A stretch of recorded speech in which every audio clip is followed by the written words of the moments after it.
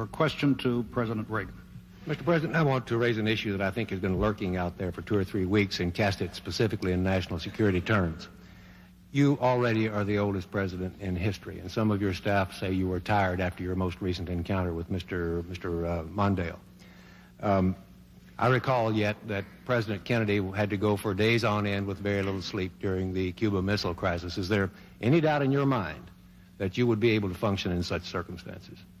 Not at all, Mr. Truitt, and I want you to know that also I will not make age an issue of this campaign. I am not going to exploit for political purposes my opponent's youth and inexperience.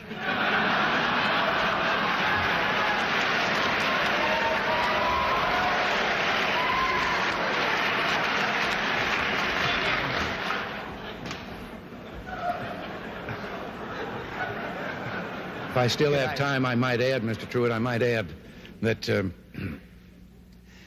it was Seneca or it was Cicero, I don't know which, that said, if it was not for the elders correcting the mistakes of the young, there would be no state. Mr. President, I'd like to head for the fence and try to catch that one before it goes over, but I'll go on to another question.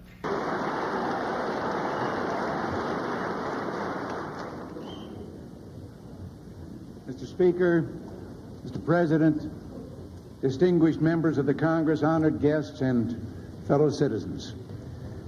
Today marks my first State of the Union address to you, a constitutional duty as old as our republic itself. President Washington began this tradition in 1790 after reminding the nation that the destiny of self-government and the preservation of the sacred fire of liberty is finally staked on the experiment entrusted to the hands of the American people. For our friends in the press who place a high premium on accuracy, let me say, I did not actually hear George Washington say that.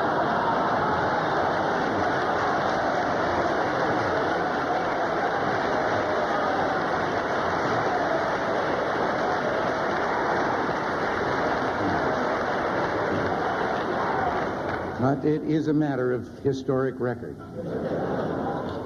On our way here in Air Force One, I was looking down over your countryside out here because most of the way from Oklahoma, I was looking down at clouds.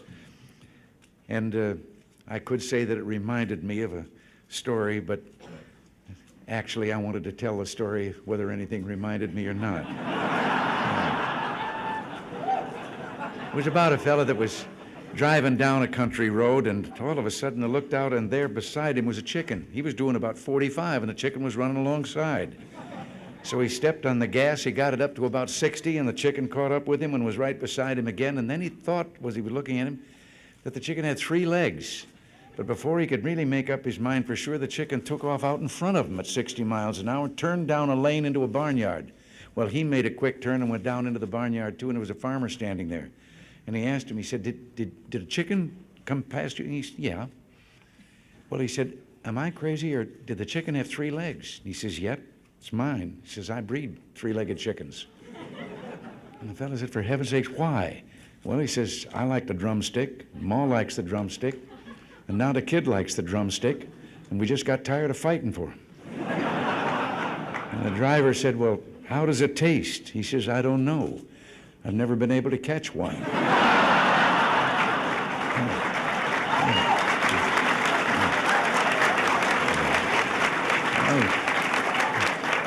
Well, seriously, since... Thank you very much. Thank you all. Thank you.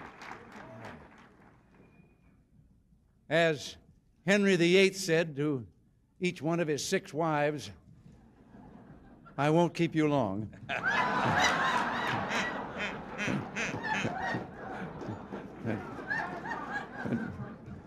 I spoke of the difference between our 2 countries. I try to follow the humor of the Russian people. We don't hear much about the Russian people.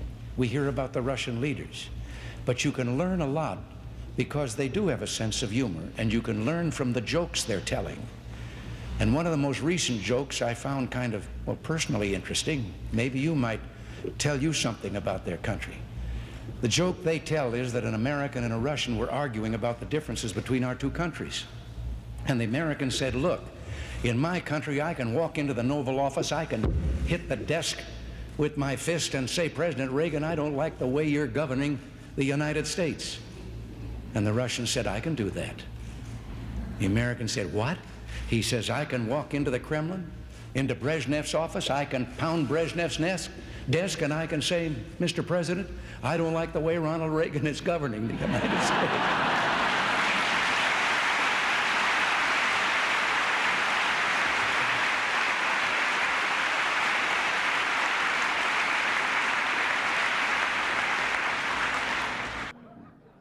Now, I know that a lot of you have been having some fun with my advancing years.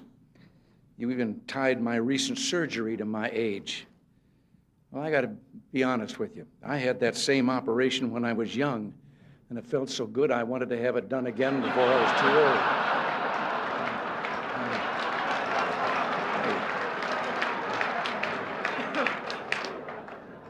But I am aware of my age. When I go in for a physical now, they no longer ask me how old I am. They just carbon date me. Incidentally, I've got a news item for you. We have a spin-off from our Star Wars research. It's a helmet for me to wear at press conferences. All I do is push a button and it shoots down incoming questions. You have to admit, though, that my attitude is better than linebacker George Atkinson's when he was with the Oakland Raiders. Someone asked him what the player's reaction would be if the press box blew up. He said we'd have 30 seconds of respectful silence and then continue with enthusiasm. Now, honest, I don't feel that way. Maybe once in a while. Nancy, would you like to join me up here please?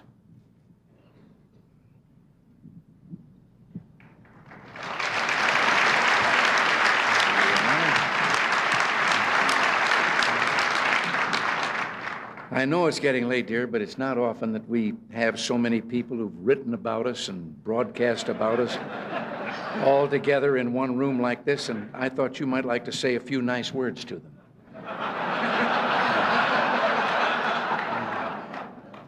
They're all from the press and radio and television. Maybe just a friendly little greeting would do.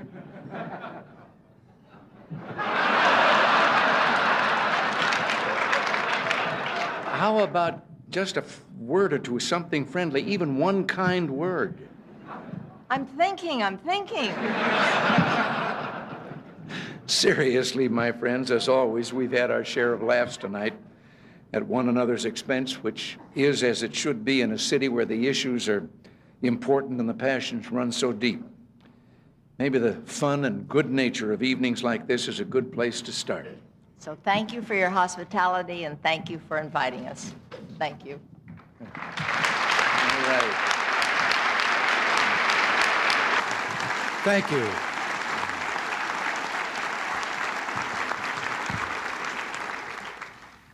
Thank you all so very much. In all the 36 anniversaries of my 39th birthday, this has certainly been the most memorable. George, Barbara, all of you up here on the top shelf, together with me, and all of you, ladies and gentlemen, I am enormously touched. Yes, today is my birthday. 75 years ago, I was born in Tampico, Illinois, in a little flat above the bank building. We didn't have any other contact with the bank than that.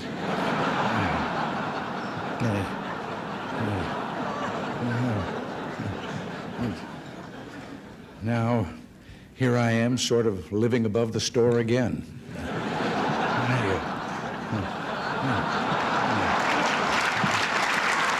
And you've already, it's kind of been touched upon here that, speaking of old times, you may have heard that tomorrow is my birthday. Now you know about that.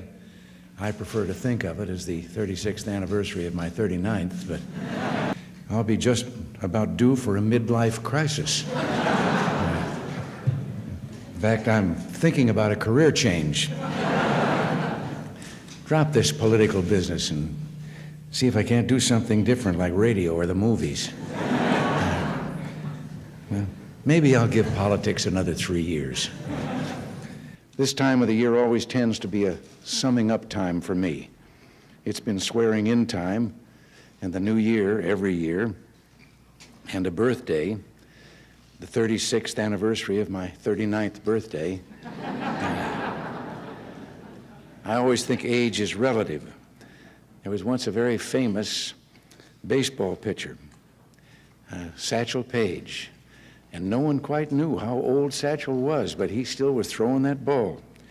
And somebody asked him about that, and his wise answer was, "How old would you be if you didn't know how old you were?" And that's how I came up with 39. Well, the late Jack Benny had something to do with that. He was 39 for more than 40 years. I can't close without one story about doctors that he will understand very well. Have you ever noticed how easy it is if you're introduced to someone at a party or a dinner or something and he's introduced as doctor? And then there's always those people that suddenly start saying, "Doctor, I've been having..." Well, we had a fellow in show business, Moss Hart, the playwright, who was an inveterate along that line. And so one night at a cocktail party in Hollywood, he was introduced to a Dr. Jones. And almost immediately he started talking about, "I've been having this low back pain." And the fellow that introduced them said, "Moss, Dr. Jones is a doctor of economics." And that didn't stop Moss at all. He said, "Doctor, I was buying some stock the other day." No.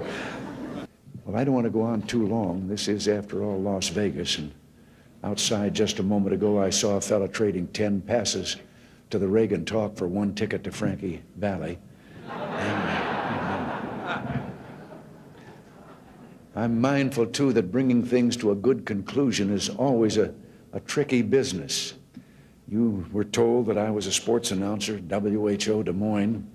Well, back in those days, the great evangelist Amy Semple McPherson was making a tour of the country holding revival meetings, and one of them in Des Moines. Now, the station thought it would be a good idea, an enterprising public relations man, to interview Amy Semple McPherson.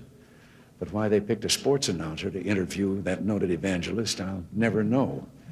But there we stood in the studio, and I asked her several what I thought were appropriate questions, and then she answered graciously, but then went into a very fervent plea about the success of her meeting. And I sat down until suddenly I heard her saying goodnight to our radio audience, and I looked up at the clock, and there were only 4 minutes to go. Well, I didn't know enough about Amy Semple McPherson that I could fill 4 minutes. So I got up, and in those days of radio and disc jockeys and so forth, I started thanking the noted evangelist Amy Semple McPherson and so forth, but I did like this, which means get a record ready. And the fellow out in the control room through the window reached out. There was always records around there for such contingencies, and picked one up and put it on the table. And I said, "Ladies and gentlemen, we conclude this broadcast by the noted evangelist Amy Semple McPherson with a brief interlude of transcribed music." I expected nothing less than the Ave Maria.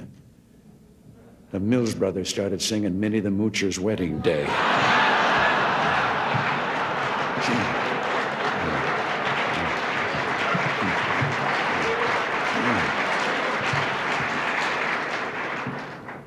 She never did say goodbye. She just slammed the studio door as she went out.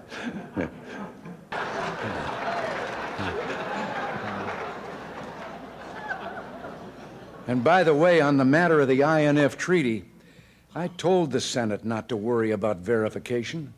I told them I'd take care of it.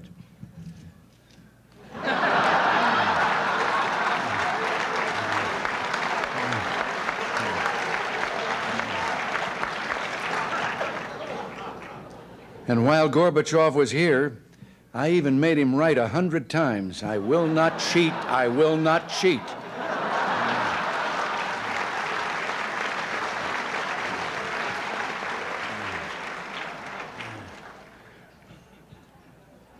Oops.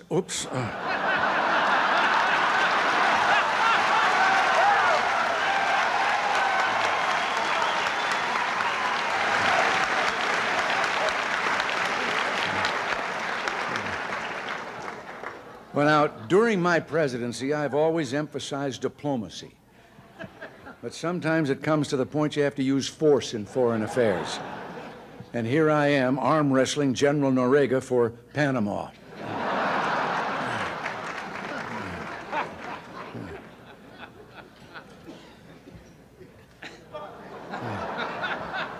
We really enjoyed our trip to China, and were amazed that the population was over 1 billion people.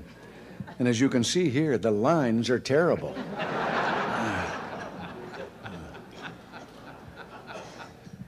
On another trip, the government of Indonesia gave us these gifts, and they're our friends.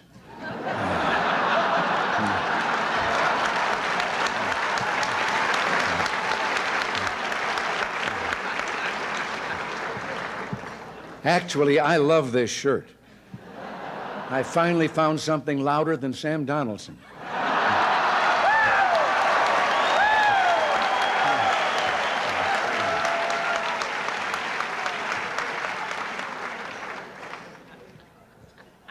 And speaking of the press, remember during the Contra Aid vote when the networks wouldn't let me on the air? I bet you wondered how I finally got my message out.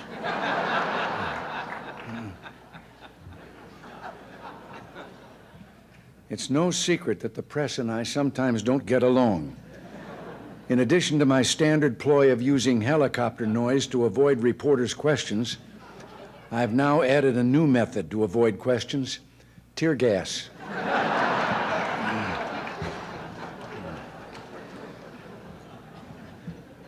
I've loved almost every minute I've been in office, although there were a couple of trips to the hospital. In case you're wondering what happened here, I had just said, "So, Don, you say you're going to write a book."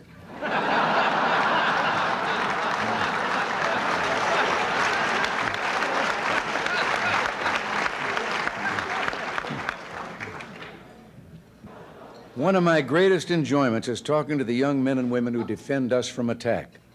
Here I am on top of the White House, and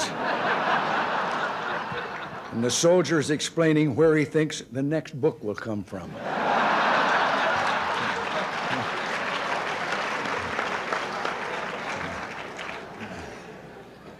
It's fortunate that not everything has been spilled in these books, however. I mean, I hope the environmentalists never find out about this one. We used to fly Air Force One over Wyoming low and shoot buffalo from the window.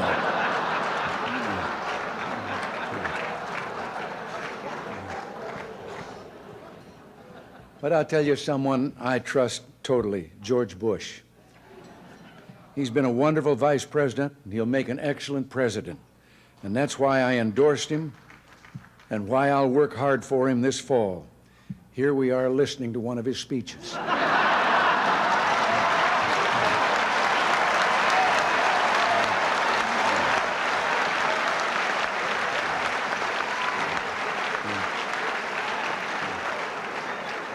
You here tonight do good, hard, creative work, and I respect that too. So, as we say our farewells here tonight, this salute's for you.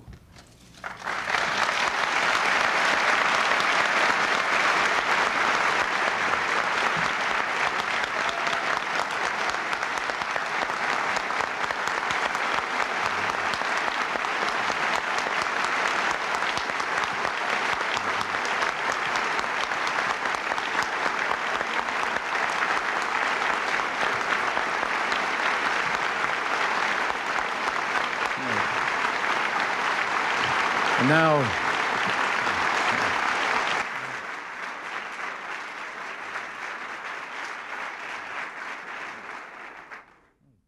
thank you very much, but I think George and I should be applauding you. I thought it'd be good to get together now that we've all rested from our summer vacations. And although it's true summer vacations aren't always restful, you know that leads to a story. There was a fellow that was on his way to a mountain resort, and a policeman stopped him and said, "Did you know that you're driving without taillights?" And the driver hopped out of the car. He was so badly shaken that the officer took pity on him and said, well, now, wait a minute, calm down. It's not that serious an infraction. The fellow said, it may not mean much to you, but to me it means I've lost my trailer, a wife, and 4 kids.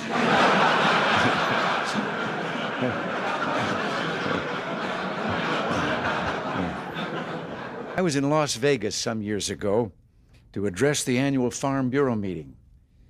And on my way to the hall, a fellow recognized me and asked what I was doing in Las Vegas. And I told him I was there, what I was there for. And he said, what are a bunch of farmers doing in a place like Las Vegas? And I couldn't resist. I said, Buster, they're in a business that makes a Las Vegas crap table look like a guaranteed annual income.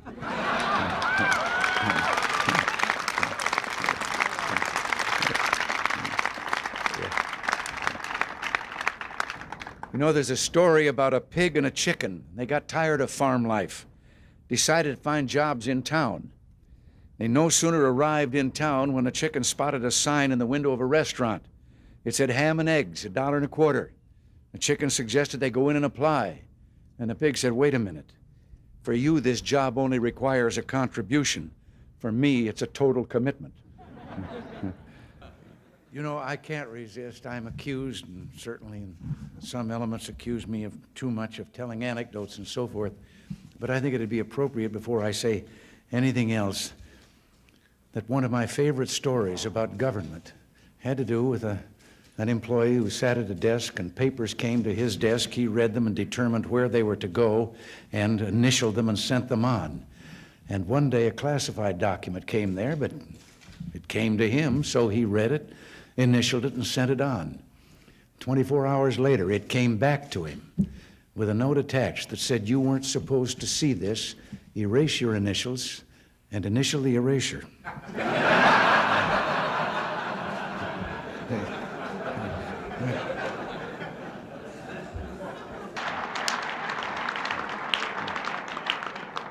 But even Howard Baker's writing a book about me. It's called 3 by 5, The Measure of a Presidency.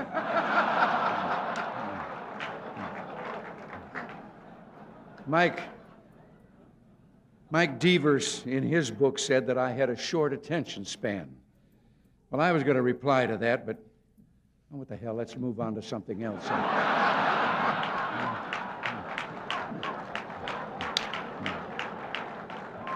Now,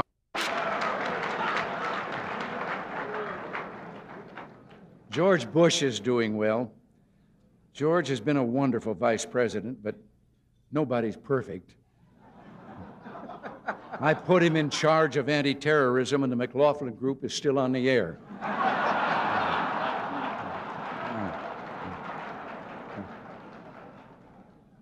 But with so much focus on the presidential election, I've been feeling a little lonely these days.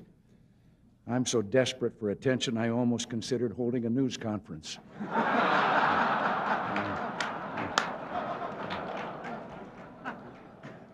I've even had time to watch the Oscars. I was a little disappointed in that movie, The Last Emperor. I thought it was going to be about Don Reagan.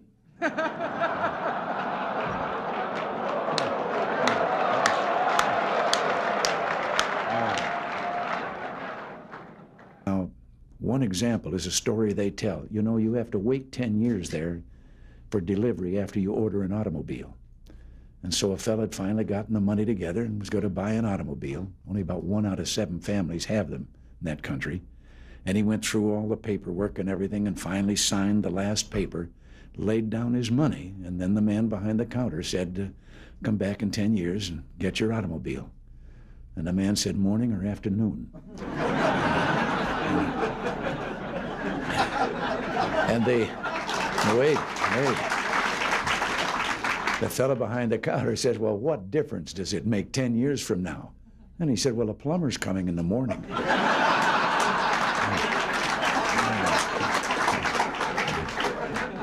I know that some of you are no beginners when it comes to writing headlines. Reminds me a little bit of a cub reporter. You knew that something would remind me of a story. A cub reporter whose first solo assignment was interviewing a fellow who was just going to have a birthday that made him the oldest person in town. And he got to the address. It was an older building out in the outskirts of the city, and elderly gentleman ushered him in. He sat down, and the reporter determined he was the man, and he said he was there for the interview, and he led right to the matter about how old are you, and the man said 96. He said, to what do you attribute your longevity? And the fellow said, I don't smoke, drink, or run around with wild women. And at that moment, there was a crash from upstairs. And the reporter looked up and he said, what was that? The old boy said, oh, that's Dad. He's drunk again.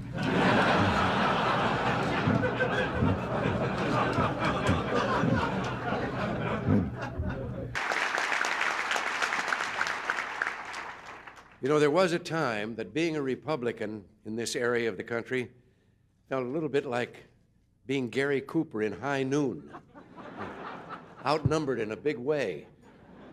I remember the story of the fellow here a while ago who was running for Congress as a Republican. He stopped by a farm to do some campaigning, and when the farmer heard he was a Republican, his jaw dropped, and he said, wait right here. He said, while I get Ma. She's never seen a Republican before. So he got Ma, and the candidate looked around for a podium to give his speech from.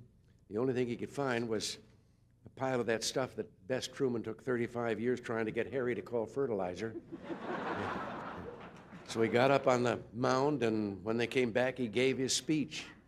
End of it, the farmer says, that's the first time I've ever heard a Republican speech.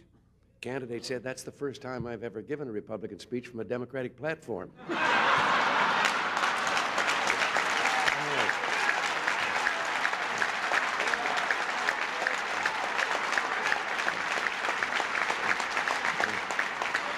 It can be best described in a story I like. Three fellows that went out of the building to get in their car and found they'd locked the keys in. They were locked out. And one of them said, get a wire coat or coat hanger, and we can straighten it out, and I can get and the other one says, you can't do that. Somebody think we're stealing the car. And the third one said, well, we better do something pretty quick because it's raining, starting to rain, and the top's down.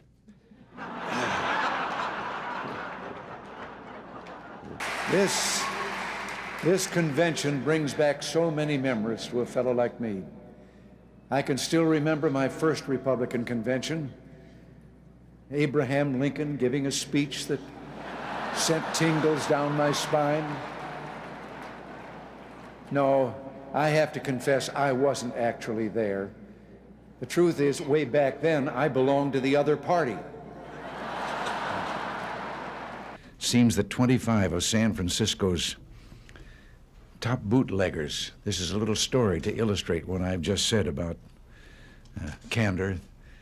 They were arrested back there in those days of the Volstead Act, and as they were being arraigned, the judge asked the usual question, of course, about their occupation. And the first 24 were all engaged in the same professional activity. Each claimed he was a realtor. And then he got to the last one, the 25th, and says, and what are you? He asked the last prisoner, and the fellow says, Your Honor, I'm a bootlegger. And the judge was surprised, but he laughed, and he said, well, how's business? He said it'd be a lot better if there weren't so many realtors around. President Alfonso and I have much in common. We both have gone through many campaigns and asked for votes from many different kinds of people. Down in Texas during the 1976 primary, they had me out knocking on doors. And I remember one kind of rural area. I'd been governor of California, but I wasn't all that well known in Texas, and I knocked on the door, and an old fellow in his undershirt and jeans came to the door, and I told him I was running for president, and having been in the occupation I'd been in for a number of years, I was kind of surprised when he asked me what I'd done for a living. And I told him I'd been an actor, and then he asked me what my name was. And I thought, well, maybe if I give him a hint. And so I said, well, my initials were RR. And with that, a face lit up, and he turned and he ran back into the house, and he was yelling, Ma, Ma, come on out here quick. Roy Rogers is outside.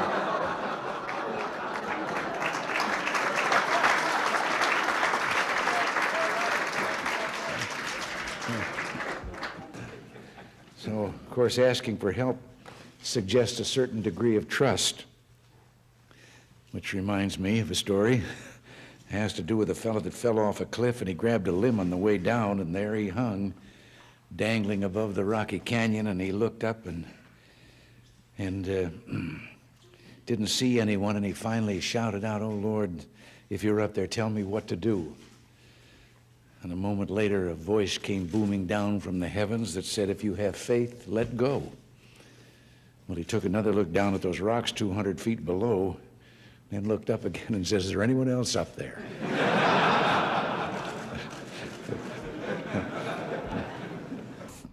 We're to the fourth cartoon. Now, this one, it's titled The Great Communicator, but as you can see, there's been some mistake there. They left the balloon blank, so I think that I will start filling it in.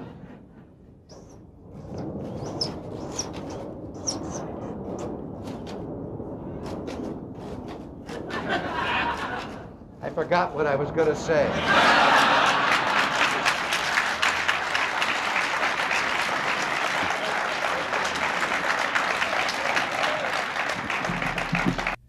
Reminds me a little bit of the story of the man that took his young son-in-law out and was going to introduce him to golf and told him all that he had to do and teed up the ball, and the kid took a swing and he missed the golf ball entirely but hit a ant's nest there and into the air, and so lined up and took a crack at it and again hit another gouge out of the ant's nest, and now there were ants flying all the way through the air, and as he lined up for the third try, 2 ants peeked out of the crater that he'd left, and one of them said, "If we want to survive this, we better get on the ball."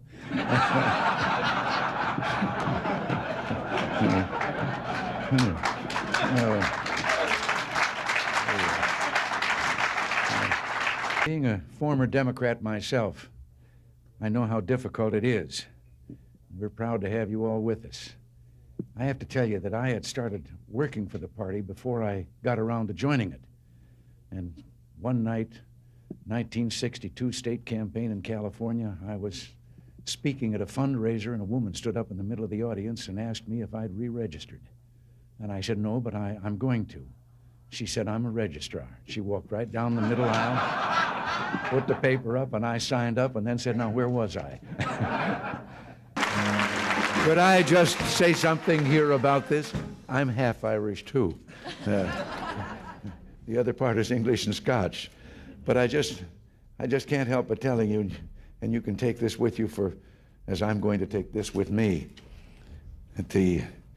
I was visiting Ireland and my father's ancestors' background and community and so forth, and then found myself on Cashel Rock, where St. Patrick erected the first cross. And the young Irish guide was taking us through the old ancient cemetery. And we came to one tombstone, and he proudly pointed out, and the tombstone was inscribed, "Remember me as you pass by, for as you are, so once was I. But as I am, you too will be, so be content to follow me." And this had proven too much for some Irish who had scratched on the stone underneath, "To follow you, I am content. I wish I knew which way you went."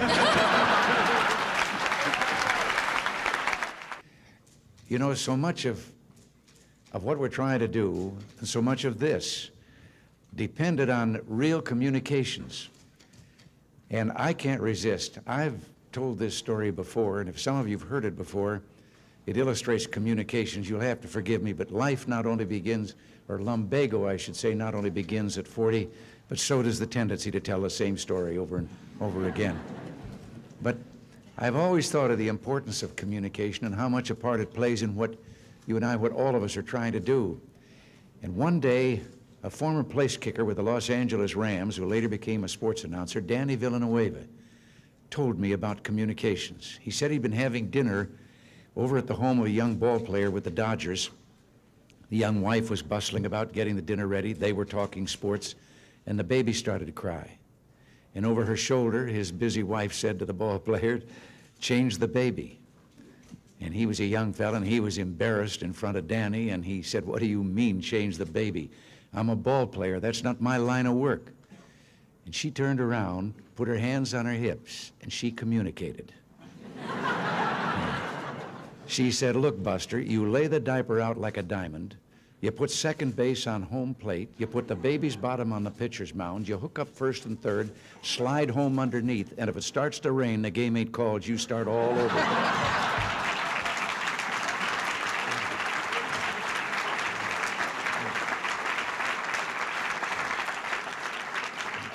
Something else I have to interject here, although this is not an occasion for humor.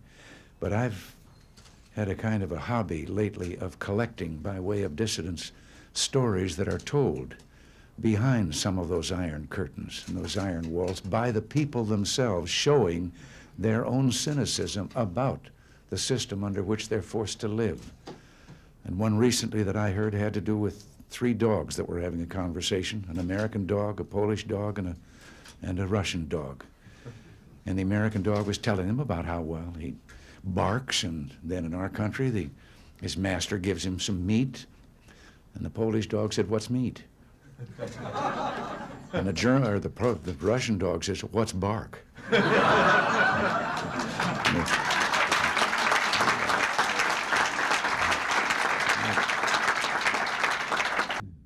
It reminds me of a story. In case you were wondering, this is my way of sliding into a story.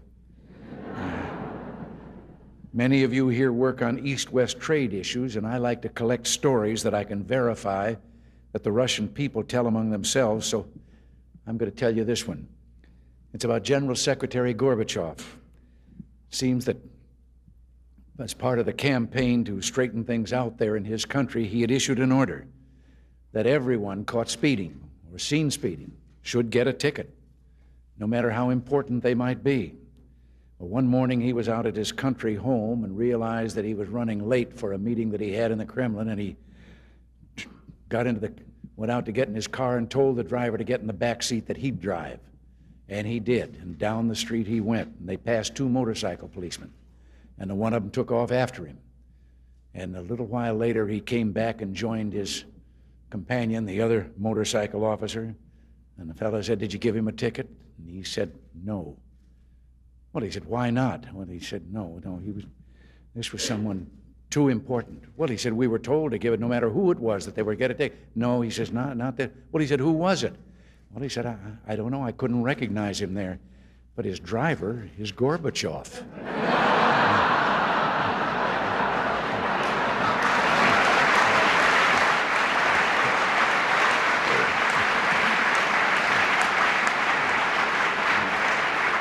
I have to tell you right here, I have been collecting stories that I can absolutely establish are told by the people behind the Iron Curtain in the communist bloc. And they're stories that reveal their kind of cynicism about the system under which they live. And one of the more recent ones that I heard was about the man walking along the street at night, Moscow. Soviet soldier called to him to halt. He started to run. The soldier shot him. And another man said, why did you do that? Well, he said, curfew. Well, he said, it isn't curfew yet. He said, I know. He's a friend of mine. I know where he lives. He couldn't have made it.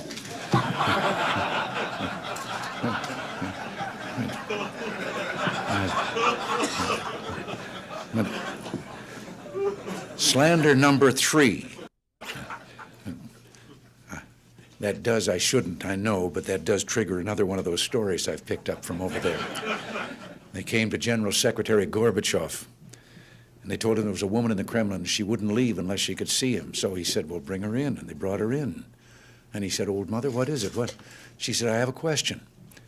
He said, all right. She said, was communism invented by a politician or a scientist? Well, he said, a politician. She said, that explains it. A scientist would have tried it on mice first.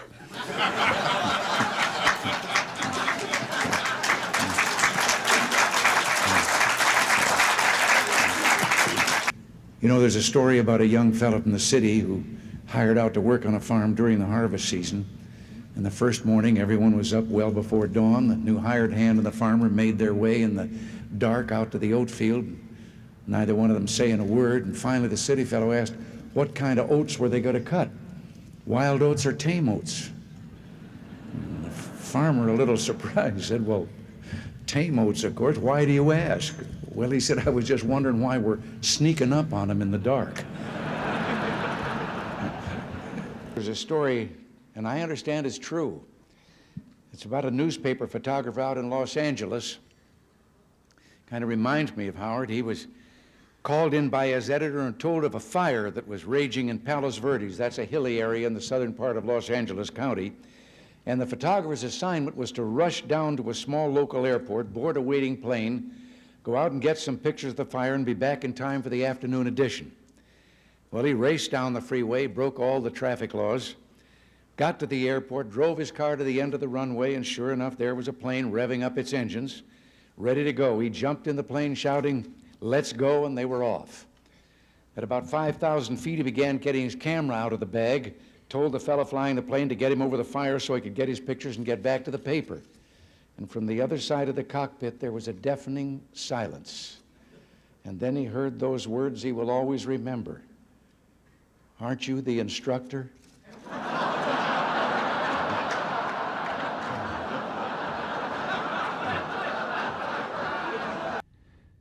You know, when I think of the welfare system, it reminds me of a story, and I know some here have heard me tell this before, and maybe everybody knows it, but pretend that you haven't heard it because I like to tell the story. It's a story about the parent with the two children and two sons, and one of them was a dyed-in-the-wool pessimist, and the other one was an incurable optimist. And they thought they were both so unrealistic that they talked to a psychiatrist about it, and he said he thought he could solve the problem. And they said, well, what? Well, he said, let's get the most magnificent set of toys any boy ever had, and we'll put him in a room. We'll take the pessimist there, and then we'll turn him loose, and when he sees those toys and knows they're all for him, he'll get over being a pessimist. Well, he said, what are you going to do about the optimist? Well, he said, I have a friend who's got a racing stable, and he said we can get quite a quantity of what they clean out of the stable, and we'll put that in another room, and when the optimist has seen his brother get those toys, and then he gets that, he'll get over being an optimist. Well, they did it. Finally, after a period, they then went in and followed in where the boy was with the toys, and he was sitting there crying. And they said, what are you crying about? He said, well, I know somebody's going to come and take these away from me. And they went down to the room with the optimist, and he was on that top of that pile of stuff, and he was throwing it over his shoulder as fast as he could. And they said, what are you doing? He says, there's got to be a pony in here somewhere.